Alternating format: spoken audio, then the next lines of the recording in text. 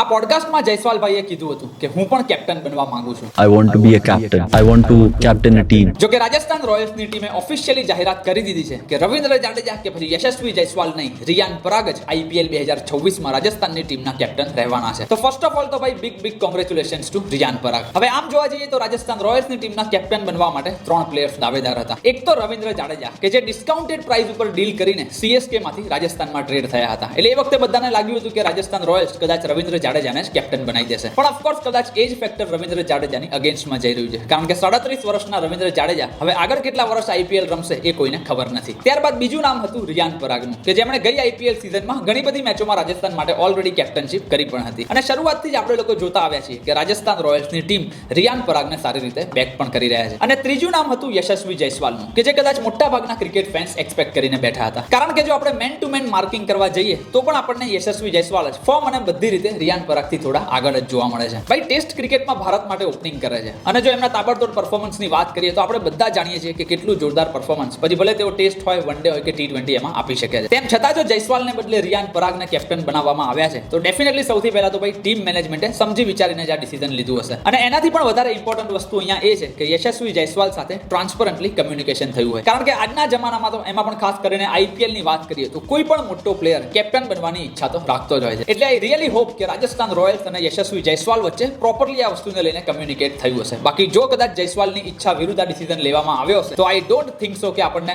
આ IPL ની cycle પછી યશસ્વી જયસ્વાલ રાજસ્થાન રોયલ્સની ટીમમાંથી રમતા જોવા મળવાના છે. તમારું શું કહેવું છે આ બાબતે? કોને બનાવવા જોઈતા હતા રાજસ્થાન રોયલ્સના કેપ્ટન? એ મને નીચે કોમેન્ટમાં લખીને ખાસ જણાવજો.